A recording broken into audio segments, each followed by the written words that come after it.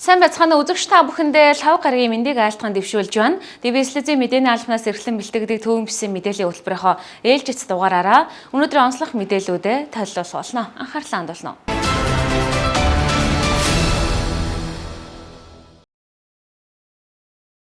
Монголын үндэсний олон нийтийн радио телевиз хүн сүдэ аж ахуй хөнгөн үйлдвэрийн яамнаас хамтран шалгаруулдаг 5 эрдэнэ нэвтрүүлгийн нэрэмжит алтан төлөв эзнийг хавар мал төлөх цагаар шагналыг нь гардуулдаг уламжлалтай. Тэгвэл Дархан улаан аймгаас алтан төлөв эзнэр Орхон сумын инх тал багийн малчин Метвийн сайн буян шалгарч шагналыг нь гардуул өглөө. Дархан улаан аймгийн Орхон сумын инх тал багийн малчин Метвийн сайн буян нь 35 жил мал маллах ухаанд суралцсан Монгол үйлдвэрийн хонь адуу, сэлэнг үйлдвэрийн өхөр, Алтайн улаан үйлдвэрийн ямаа зэрэг эрдэнэт мал сүргийнхэн тоо толгойг өсгөн үржүүлсээр хана. Мөн малынхаа ашиг шимийг нэмэгдүүлэн зах зээлд гаргаж, үрхийн үйлдвэрлэлээр бусдад үлгэр жишээ болохоос ажилласан зэрэг үзүүлэлтүүдийг үндэслэн 21 аймгийн малчтаас хөдөлмөр сэтгэлээрээ инхүү шалгараад байна. Манай хоньд бол тэгээд энэ уулан баяд гаралтай л байна лээсэн л дээ. Тэгээд одоо сүүлийн үед энэ тхийн хуцуухан бол энэ их солигдож тавиад нэг усаас нэг бах хуц авчирснаас л одоо авч тавьсан хуцнууд байна. Тэгээд энэ үгсөөр нь бол энэ усын баруун түрүүн чиглэлийн наслын ирсэн малын удам хөвчлөлтэй малнууд байгаа дөө. Гэхдээ яг мал төлөлд бол энэ жил гайгүй. Өвөл нь бас арай барагтай саригтай орсон болохоор одоохондоо бол гайгүй сайхан байна уу. Манай мал төлөлд нэг 50% бол орсон л юм. Ганцаараа малж байгаа биш. Одоо энэ ажил төрөл тусалдаг хатам ах нар, өөрийн ах нар, хажуу авийн найз нөхдөд л одоо бүгдэнд нь л одоо баярлалаа гэж хэлдэг. Одоо баяртай байлгүй яах вэ? Одоо миний арга туршлагч гэж байгаа.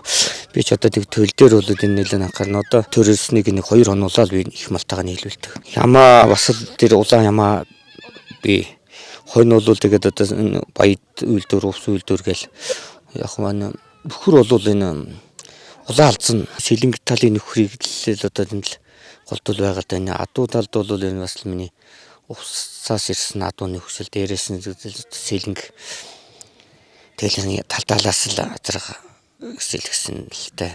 Тэмүрний хажуугаараа энэ даны над богийнхаа ажлыг л энэ дийлэнхэл анхаарч төлөлт үйт нь бол нэлээд анхаарал тавьж ажилладаг.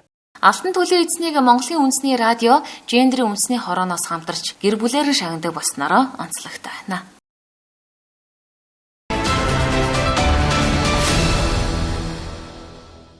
Нөлөөлөл ажлуудыг хийж байгааг харахад маш их таатай. Нүүбийн хүүхдийн санаа нь олон нийтийн цахим мэдээллийн ажилтан гэдэг төслийг 5 газар хэрэгжүүлж байгаа. Тэрний нэг нь бол Дархан улаан аймаг сонгогдож одоо төсөл тамагдж байна. За тэгээд өнөөдөр Дархан улаан аймагт бол өсвөрийн цахим манлай гэж хэлдэг үйл ажиллагаа болж байна. Энэ үйл ажиллагаа болохоор Дархан улаан аймгийн 7 сургуулиас нэг 10 хүрээд нэг 70 хүүхэд одоо өсвөрийн цахим манлай гэж болж ингээд батлам сертификат гардаж авсан сайхан үйл ажиллагаа болж байна. За Дарханы 7 сургуулийн бүх олон нийтийн цахим мэдээллийн ажилтан багш нар маань үйл ажиллагааны хэрэгжилтийг ийм сайхан үр дүнтэй явуулж байгааг харахад маш их баяртай байна. За гига санаачлагын хүрээнд зохион байгуулагдаж нэгдсэн үндэсний байгууллагын санхүүжилтээр зохион байгуулагдаж байгаа өсвөрийн цахим манлайлагч гэдэг үйл ажиллагааны хүрээнд Young Digital Leader нэг өдрийн арга хэмжээ ингээд амжилттай зохион байгуулагдаж байна. За уг төсөл маань өөрөө олон нийтийн цахим мэдээллийн ажилтан гэж хэрэгжүүлсэн төслийн 2 дахь үе шат болоод өсвөрийн цахим манлайлагч гэдэг энэ 70 хүүхдүүдийг Дархан улаан аймгаас бэлдэж байгаа. Энэ 7 сургууль Монгол улсын хэмжээнд 35 сургууль сонгогдсоноос 7 сургуулийн Дарханаас ингээд сонгогдсон ажиллаж байна. Дээрх сурагчид маань мэдээлэл технологийн ур чадварт цахим боловсролуудыг олж авч байгаас гадна өөрийнхөө сурсан зүйлүүдийг эргэн тойрны найз нөхөд болон эргэн тойрон багш иргэдэд бас өөрийнхөө мэдлэг туршлагаа түгээнлэгрүүлж ажиллахаар байгаа. За энэ төсөл салбар бүрийн мэдээлэл технологийн ажилчид бас өөрийнхөө туршлагыг түгээнлэгрүүлж хүүхдүүдэд маань бас үнэтэй зөвлөн сургаалуудаа өглөө. За тэгээд энэ үйл ажиллагаа цаашдаа манай хүүхдүүдээр дамжууд илүү улам өргөжнө гэдэгт итгэлтэй байна. Сайн байцгаана уу? Оюуны ирээдүйн сургуулийн өсвөрийн цахим манлайлагч Бэм барих байна. За миний хувьд мэдээллийн технологи хичээлд илүү сонирхолтой. Ямар салбартай бол тус бүр ямар ажил мэргэжил эрхэлдэг талаар мэдлэг туршлага хөрөнгөлүүлэх зорилгоор цахим асуудлыг бөглөөд 2 дахь шат болох ярилцлага өгөө тэмцээд энэ 10 хүүхдийн багт орж ирсэн. Бидний боловсролын хүртээмжийг илүү нэмэгдүүлж байгаа зүйлүүд интернет сүлжээ гэж ойлгож байна. За ерөнхий боловсролын сургуулийн хувьд гэвэл Eduten, Pearson, e-content мэдлэг цэгийн зэрэг цахим платформыг ашигладаг. Харин нэг багш хичээлийн 40%-нд тэр бүрчлэн хүүхдүүдний бүртээ тулж ажиллаж анхаарч чаддаг учраас бид баг сургууль дээр очиж Eduten орж байгаа ангийн дүүнэртээ тусалцаа өгөөж хичээлийн 40%-ийг илүү хэрэгтэй хэрэгээр өнгөрөөсөн тэр өдөр бид бүгдээ хөвжөлтэй өнгөрсөн. Мөн сурагчид бид веб хуудас бие даан хөгжүүл, захин контент бүтээж, урилга постэр бэлтгэх ажил руу миний хувьд батгагдчихгүй дурсамжийн минь нэг хэсэг болсон. Дархуул аймгийнхаа хүрээнд гэвэл Хайс 19-р сургууль, Шинэ Алхам, Цайхан зэрэг 4 сургууль дээр гигаметр толбогдоогүй 4 сургууль дээр инфойр агшуулан 3 хүүхдийн хамтаар уран туяа мэргэжилтний хамтаар очиж Daily Check аппликейшнийг сургуулийн нийгмийн ажилтны компьютерт суулгасан. Энэ үйл явц бас их сонирхолтой байсан. Тухайн үед олон шинэ мэдээлэл олж авсандаа сэтгэл хангалуун байдаг. Гигаметр нь ерөнхийдөө хүүхдүүд бидний захин боловсрол тэгш эзэмших эрхийг нэмэгдүүлэхээс гадна тухайн сургуулийн интернет хангамжийг тогтмол хэмжээтэйгээр давуу талтай байдаг. Хэрвээ таны суралцж байгаа сургууль интернет сүлжээний хангалт муу гигаметрт холбогдоогүй байх юм бол Young Digital Leaders багийн хамт олонны зүгээс үргэлж тусалцаа үзүүлэхэд таатай авах болно. Баярлалаа. Сайн бацхан уу, намайг Ганц Зэрэг гэдэг. Би Дархуул аймгийн Хорхон сумын 8 дахь сургуулийн 10 дахь ангид сурагч байна. Өсвөрийн цахим манлайлагч гэдэг энэ хөтөлбөрт цахимаар 4 хичээл үзэж энэ талаараа судлан 4 сертификат авсан байгаа. Тэгээд өнөөдрийн хөтөлбөрт харин хүрэлцэж ирж тэр цахимаар үзсэн сургалтаасаа илүү дэлгэрэнгүй судалж тэгээд энэ талаар илүү хүн ойлголттой болсон. Өөрийнхөө мэддэг гэж боддог байсан зүйлсээ хүртэл үнэндээ мэддэггүй юм шиг санагдсан. Илүү гүн мэдлэг олж авсан гэж бодож байна. Тэгээд энэ талаараа би сумынхаа хүүхдүүдэд очиж илүү дэлгэрэнгүй түгэнэ гэж бодож байгаа. Тэгээд энэ хөтөлбөр нь үндсэн гол хөтөлбөрөөс гадна дунд нь хөгжилтэй яг нэмэлт хөтөлбөрүүд байсан нь илүү сонирхолтой гоё санагдсан.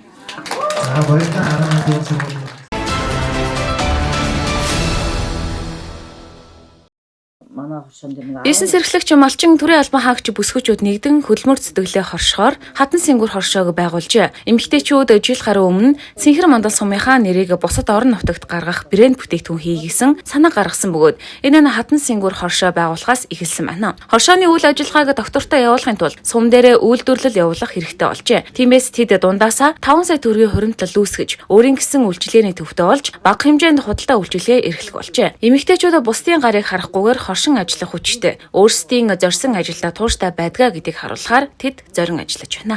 Хоршооны гишүүдийн нэг 70% нь бол малчид, за нэг 15% нь төрийн албаагч, 15% нь бизнес эрхлэгч эмэгтэйчүүд байгаад байгаа юм. Хоршоо одоо ингээд нэг доктортой урт хугацаанд ингээд хөгжих нэг боломж иш хараад байгаа юм. Юу гэхээр одоо яг төрд ажиллаж байсан хүмүүс чинь олон бичиг цаас инээтрээ тайлан тооцоо одоо санхүүгийн ингээд асар олон энэ хоршоо дагсан бичиг баримтын асуудал бол зөндөө. Одоо жишээлбэл нэг хоршооныгоо зээлийг хөөцөлдөхөд хүртэл нэг зүгээр малчин гэрээсээ очиод бол энийг бүрдүүлэхэд маш хүндрэлтэй байгаа байхгүй. Ядчил ийм Монголиос нэг одоо лавлгын юмнуудаа гаргахаас өксүүлээл те. Тийм учраас энэ дээр төрийн албаагчид бол бас энэ талынхаа аваа явуулчихж байгаа. Дээрээс нь бизнес эрхлэгч эмэгтэйчүүд бол за энэ борлуулалтыг яаж борлуулах вэ, хаана яаж борлуулах вэ, яах вэ гэдэг тал дээр нь бас ингээд өөртөөхөө хүч хөдөлмөр боломжийг яагаад авчтаа. 2023 онд 30 эмэгтэй ерөнхийдөө анх санаачилж үүсгэн байгуулсан. За тэгээд ерөнхийдөө бол одоо эмэгтэйчүүд өсвүүчүүд бид бүхэнтэй цагаан эдэг боловсруулж үйлдвэрлэлийг сум орон нутагтаа хөгжүүлэх, нутгийн брэнд бүтээгдэхүүн гаргах ийм одоо зорилготойгоор бол энэ хоршоогоо байгуулад бол ингээд нэг жилийг өнгөрч байна.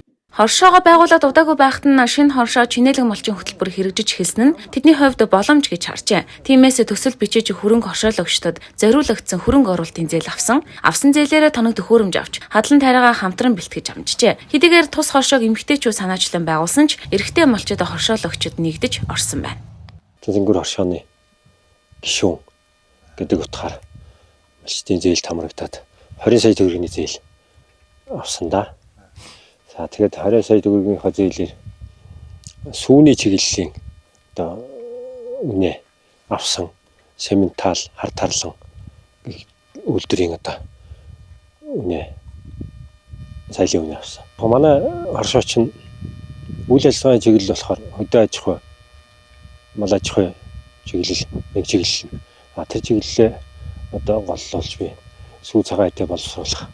За тэгээд хоршоон дээр ерөнхийдөө сүү цагаан эдэний үйлдвэрлэл явуулахын зорилгоор эндээс одоо сүүгээ хоршоороо нийлүүлэх зорилгоор энэ авсан.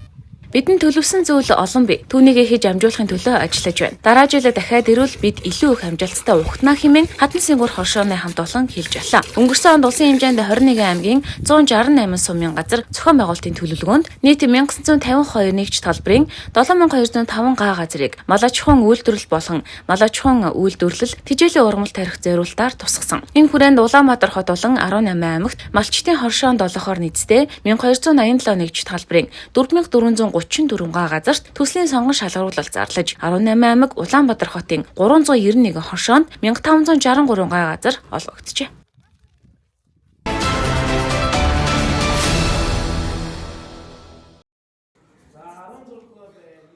Жил болгон уламжлалгын зохион байгуулалт шилдэг мэтгэлзэгч мэтгэлцээний тэмцээн болдог байсан. Тэгэхээр сүүлийн 2 жилийн хугацаанд Дархуул аймгийн засаг даргын хамгийн газартай хамтран бид шилдэг мэтгэлзэгч энэ хөтөлбөрийг боловсролын богино хугацааны хөтөлбөр болон мэтгэлцээний лигийн тэмцээн болгосон. Энэхүү үйл ажиллагаа маань боловсрол 2032 хөтөлбөр буюу Дархуул аймагт хэрэгжиж байгаа боловсролыг дэмжих хөтөлбөрийн дагуу бас тэр хөтөлбөрийн хүрээнд зохион байгуулалт гэхээр онцлог. Тэгэхээр өнгөрсөн жилийн сурагчид маань 17 хоногийн хугацаанд одоо мэтгэлцээд сургалтанд хамрагдаж хөгжил болон өөрийнхөө хөгжсөн байдлаа мэтгэлцээнийхээ турш илэрхийлж гаргаж ирснээр онцлогтой байсан бол энэ жил сурагчдын амралтын өдрүүдэд бас далим хийгээд бид нар 1 сарын хугацаанд хүүхдүүд маань нийтдээ 13 хоногийг зөвхөн мэтгэлцэх урлаг, мэтгэлцэх ур чадвар, судлах ур чадвар, ойлгох ур чадвар, ойлгох ур чадвар, илтгэх ур чадвар, илтгэн хэлэлцүүлэх, танилцуулах ур чадвар суралцаж 3 дэд сэдвүүдийн дагуу сургалтанд хамрагдаж түүнийхээ дагуу шийдэл сэдвүүдийн хүрээнд мэтгэлцээнийг явуулж байгаа. Тэгээ одоогийн хүүхдүүд маань болохоор нийтдээ 4 тойргийн тоглолтыг мэтгэлцээний тоглолт хийсэн байна. 2 удаагийн сургалтанд хамрагдсан байна.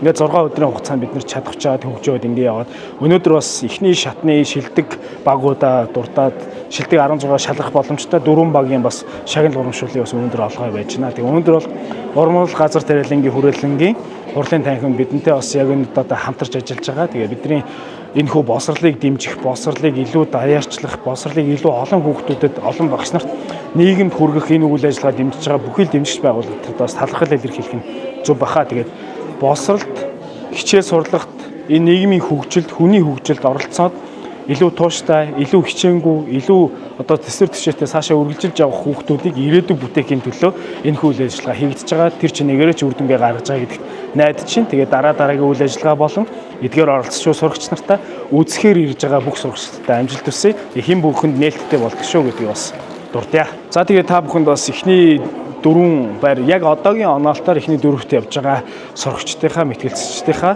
бас санал хүсэлт одоо юу гэдэг те тэдгээрээ сэтгэлдлийг хүргье. Сайн байна уу? Би бол Заяа Баян. Манай баг бол Sparkle гэдэг 4-р сургуулиас оролцож байгаа баг байгаа. Манай баг нь болохоор 4 гишүүнтэй. 1-р гишүүн Бүжин Лам, 2-р гишүүн миний бие Заяа Баян, 3-р гишүүн Буян Дэлгэр, 3-р гишүүн болохоор Болор Заяа гэсэн бүрдлөөнтэй. За тэгээд бид болохоор шилдэг мэтгэлцэгчтэй 2 дахь жилдээ оролцож байгаа. Тэгээд энэ шилдэг мэтгэлцэгч маань болохоор энэ жилдээ болоод 2-7 хоног гарan явж гин. Тэгээд өмнөх 7 хоногтоо 8 шийдэл өгөөд тэгээд тэн дээрээ тоглосон байгаа. Тэгээд шийдлүүдээрээ бас бид бүгд амжилттай тоглоод 4 ялалт аваад одоо ингээд шилдэг 16-ад бас багтсандаа их баяртай байна. Энэ жил миний хувьд бол ер нь өмнө оролцож байснаас арай илүү сайн шинэ багууд зөндөө байгаа мөртлөө ярих чадвар тэгээд хийж байгаа юмс ер нь бүгд арай илүү мундаг байгаа гэж бодож байгаа. Намайг Наранзай гэдэг. Энэ хүү тэмцээнд оролцож байгаа Винсент багийн 1-р гишүүн бөгөөд багийн ахлагчийн үргэлтэйгээр энэ удаагийн тэмцээнд оролцож байгаа. За манай багийн зүгээс энэ тэмцээнд 2 дахь жилдээ буюу шилдэг мэтгэлцэгч 11 тэмцээн болон шилдэг мэтгэлцэгч 12 тэмцээн гэсэн тэмцээнүүдэд 2 жил дараалал ингээд оролцож байна. Тэгээд урд урдных жилүүдийг бодох юм бол мэдээж хүүхдүүд мэтгэлцээний урлагийн чадварыг маш чадвартайгаар эзэмшиж авах боломжийг бүрдүүлж өгч байгаа надад маш их таалагдж байна. За энэ удаагийн сургалт хичээлийн хувьд гэх юм бол бид нэр Дархуул аймгийн хүрээлэнгийн төв дээр ирж судалгааны ажлуудтай танилцаад за мөн дээрээс нь хүний эрх болон за одоо нөхөн мэтгэлцээний тэмцээний ямар учир зорилготой ач холбогдолтойгоор өрнөж байгаа талаар илүү гүн гүнзгий мэдээллийг олж авч чадлаа. Хүүхдүүд багаасаа яг өөрийнхөө дуртай сонирхлоо ингээд олж хөгжүүлээд ингээд нээж авч байгаа нь мэдээж тэр хүүхдүүдэд нэлийн гоё зүйл болж өгч чадж байгаа болоо гэж бодож байна. Тэгээд энэ удаагийн тэмцээний хувьд гэх юм бол өрсөлдөөнд мэтгэлцээнүүдийг үзүүлж чадж байна. Энэ бас маш гоё байна. Сайн байцгаана уу? Аргументум багийн 1-р гишүүн оргил маа миний бие байна. За тэгээд манай баг нь ерөнхийдөө бол энэ жилээр шинэ бүрэлдэхүүнээрээ анхны жилдээ тоглож байна. Миний хувьд болохоор мэтгэлцээнд 2 дахь жилдээ тоглож байна. Мэтгэлцээн гэдэг бол хүмүүс буруу ойлголттой яваад байдаг, хэрүүл гэж ойлгоо яваад байдаг. Мэтгэлцээн бол цэц булаалтах, асуудлыг олон талаас харж болох тийм маш гоё оюун ухааны спорт юм аа. Энэ жилийн зохиогдож байгаа мэтгэлцээний тэмцээн маань болохоор илүү тийм чанартай, дээрээс нь сургалтууд нь ч гэсэн илүү агсан төвшний багууд дээр ч гэсэн хуваарлалтууд илүү гоё хуваарлагдаж өгөөд дээрээс нь баг дээр тулсан ажиллагаа илүү явуулж байгаа илүү тийм том дэвшил болж гисэн гэж харж байна. Цэцвагийн 3-р гишүүн Эрдэнэ төгс. Өнөөдрийн арга хэмжээг биш сургалтын арга хэмжээ явж байгаа. Энэ үүний дараагаар хэсгийг туваан тоглолтуудад ингээд ер нь бол шилдэг 16-д өрсөлдөх боломж их зүйлийг бүрдүүлэхийн тулд хэсэг тувааж байгаа. Тэгэхээр өнөөдрийн арга хэмжээг чухал гэж үзэж байгаа. За тэгээд Миний бие итгэлцэнг ийм спортоор хичээлээд 2 жил болж байгаа. Ер нь бол энэ энэхүү спортоор олон хүүхэд хичээлээсэй гэж хүсдэг. Олон хүүхдүүдийг илүү оюуны спортоор хөгжөөсөө, оюун ухаан талаас сайжраасаа, Generation Z гэдэг үе маань илүү хөгжил дэвшилтэд хүрээсэй гэж боддог. Бусад баг тамирчилттай амжилт хүсье. Одоо хідэн ялагдaltaй байсан ч хамаагүй хэсгийнхаа тоглолтод сайн өрсөлдөөрөө илүү их ялаарай. Шилдэг 16 дараа орж ирээрэй гэж хүсэж байна. Түүнийг ашиглаад тоглолтын дээр чинь 3 шиг цагаан цаасыг тагаад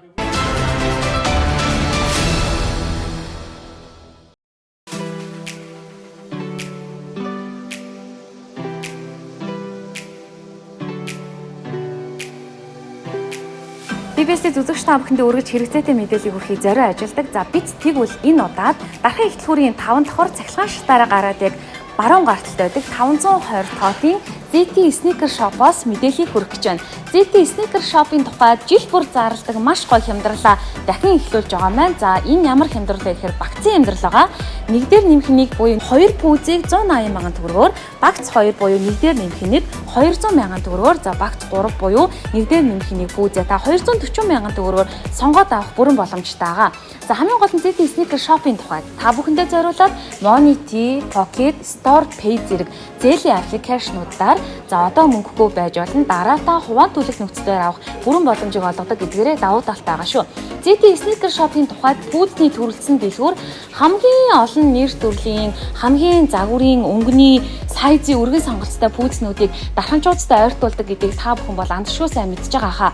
За ZT Sneaker Shop-ын тухайд Adidas, Nike, One, за Converse гэдтэй маш олон төрлийн чанартай брэндүүдийн пүүснүүдийг ойртуулсан эрэгтэй, эмэгтэй, өсвөр насны хүүхдүүдийн, за бага насны хүүхдүүдийн орчин үеийн чиг хандлагыг баримталдаг, за заалан тоглодог, спортоор хичээлдэг, за гүйдэг, хараадаг гэд бүх төрлийн пүүснүүдийг та өөрийн сонголтоор худалдаж авах бүрэн боломжтой байгаа. За одоо энэ хэсэгт яг тухайн багцад ямар пүүзнүүд багцсан байгаа юм бэ? Ямар пүүзнүүдийг сонгож авах боломжтой юм бэ гэдгийг харуулсан хэсэг байна.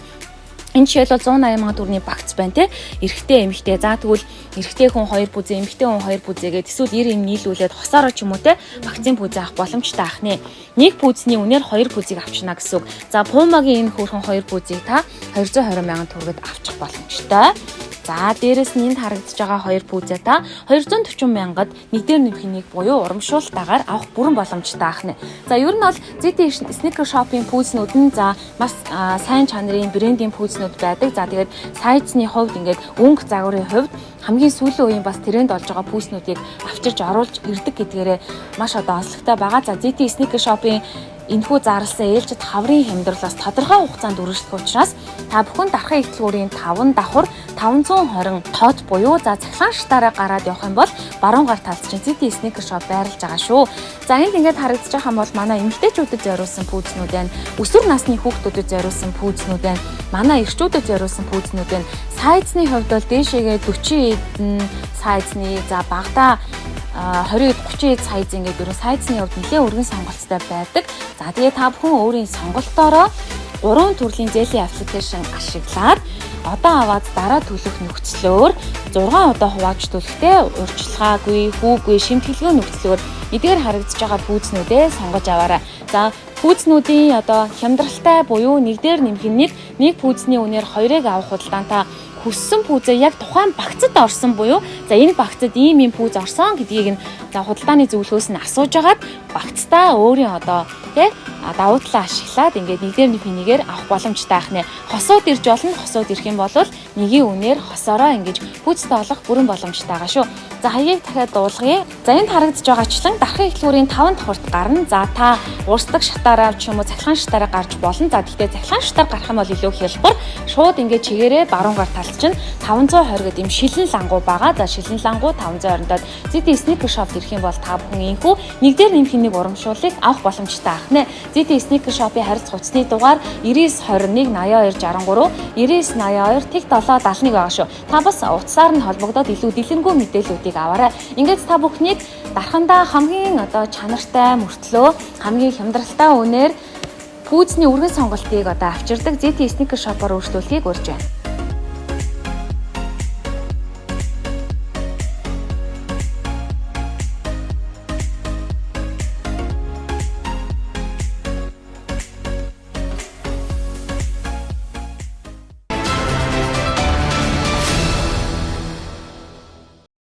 Бид та бүхэндээ уламжлалсаар орон нутгийн чанартай мэдээлэл хүргэсэн бол одоо уламжлалсаар Дархуул аймгийн 4 сумдын болон Сэлэнг төв аймгийн төвүүдийн цаг агаарын мэдээллийг хүргэе.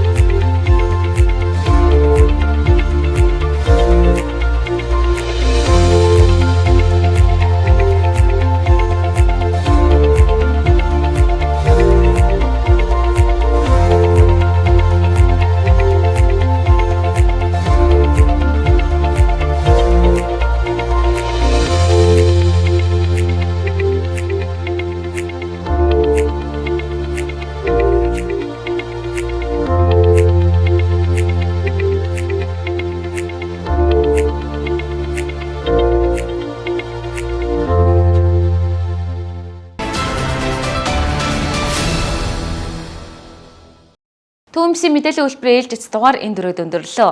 Лав гарагийн мэдээллийн хөтөлбөрт хамт байсан та бүхэндээ баярлалаа. Маргааш пүрэв гарагийн мэдээллийн хөтөлбөрөөрөө эргэн уулзцгаая. Баяр та үзэгчдээ.